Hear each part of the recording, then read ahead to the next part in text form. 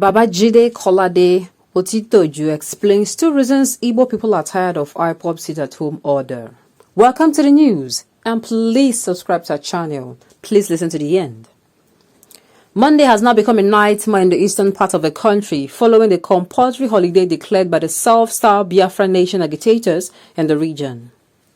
The activities appear to have choked the residents of the area, and they are not ready to face the consequence of their disobedience to the needless sit-at-home order. This new development became a discussion during the Monday edition of the Journalist Hangout, a current affairs program aired on TVC on weekdays. The veteran journalist Babajide Kolade Otitoju was on hand to do a critical analysis of the decision and how people are finding it difficult to tag along with it. Sit-at-home order, which started in the region, was initially aimed at paying solidarity to the leader of the independent people of Biafra, Ipob, Nnamdi Kanu, who has been in DSS custody for months now. Kanu is being tried for an offense of treasonable felony and unlawful possession of firearms leveled against him by the Nigerian government. Since he has been in detention, his followers have relentlessly carried on the movement by constantly disrupting the business activities across the region. Every Monday, they mandated it for people to remain indoors despite the government's warning against the decision. Some of those who flaunted the order have paid dearly for it. The situation, however, appears to have become unbearable for the people, and they are ready to fight back to regain their lost ground. Commenting on the implication of the decision on journalists' hangout on Monday, Babajide Kolade Otitoju stated 2 major reasons that made Igbo people to be tired of the sit-at-home order. The first thing he mentioned was their inability to go out and make money in the usual way. According to him, most of the people in the region are business people who rely on what they make daily from their businesses. Some of them do not even know what to eat until they get to their shop and make money before they can plan for the day with their families. But with the sit-at-home order, their plans have been disrupted, and they will now have to look for other means to survive, which is not available to them. Babajide claimed that they are denied of their means of livelihood and are out of frustration and hunger, they're ready to confront the Ipob and make them to do their worst. He noted that they prefer to die while going about their daily businesses than die in their houses due to hunger. The second reason, he stated, is the constant attack on police stations and public facilities across the region. In the last few months, hardly will a week go by without the report of an attack on either police station or high-profile individuals. Many have been killed, while public facilities such as police stations, checkpoints, INEC office, prison and others have been invaded and burnt down. On Monday, it was reported that the police station in Ebonyi State was attacked and razed down. This was just out of many that have happened in the region. Yet, nothing has been done to curtail the incessant attacks, despite the obvious compliance with the stay-at-home order, and there is an endless attack by the Ipob. What difference does it then make if the people is flouted by the people? If the order is flouted by the people, I beg your pardon. This appears to have been the reason the Igbo people no longer give a damn about the sit-at-home order. Babajide, however, slammed the Imo State Governor Hope Uzodinma for threatening to withdraw the license of banks who failed to open for businesses on Mondays as a result of the order. Condemning the threat, Babajide said, why didn't the governor take action when the gunmen invaded his house and set it ablaze, together with his 2 expensive cars? Before he can penalize anyone for obeying the order, he convinced the people that he is doing everything possible to end the Ipob activities in the state. The journalist, however, saluted the courage of the people decided to fight for themselves without minding the deadly consequences it will bring. Okay.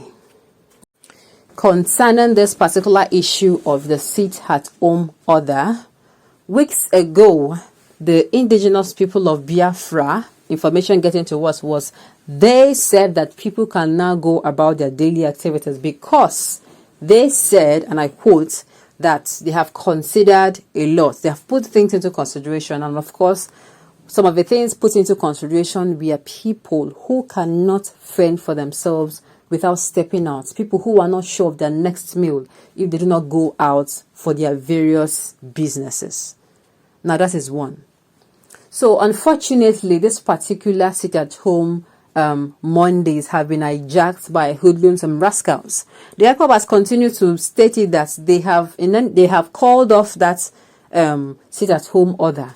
They have called it off and people were free to go about their businesses and their jobs. But people stay indoor not because of this sit-at-home order again. Why? It is because the hoodlums and rascals have hijacked this particular thing. That is why people do not go out of their houses again. People now stay in not because of obedience. No. People stay in out of fear. If you want to go out on a Monday and you are aware that anything can happen, it is either you are crossing between on your way to work or your way to your business area. In fact, if you're a business person, it is noted that nothing will happen on that said Monday. Reason is because people are afraid to come out, and because I am looking for what to feed myself with and what to feed my members of my family with, then I cannot be caught in the crossfire when I miss those hoodlums. It is not going to be funny. So why not I stay indoors and endure for the day than go out and be killed? And that one is another problem on its own.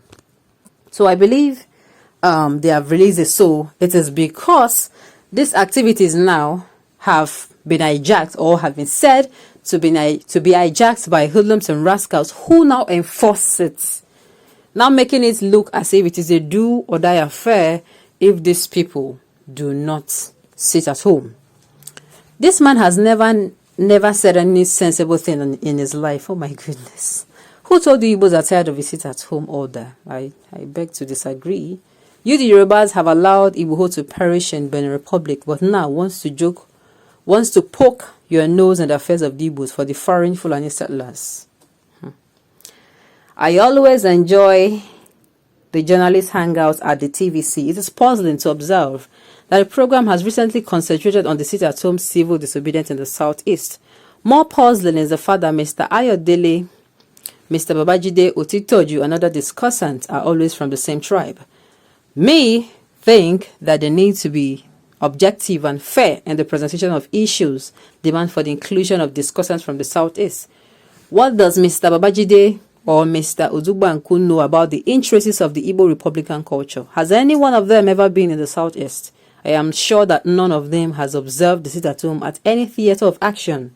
I beg, Mr. Teacher, do not teach me nonsense. Okay. Babajide, were you here? Do you hear the news from? Where did you hear the news from? Because so many people from that side love the sit at home. This man always carry fake news. Who told you that they are tired? Mind your business, okay? That is how you said Brecha Sokorocha mother is a native of Plateau State, and somebody called and corrected you immediately. Please, mind you. On this note, we have come to the end of the news. We said thank you for tuning in to listen. Until I come your way next time, enjoy the rest of your day.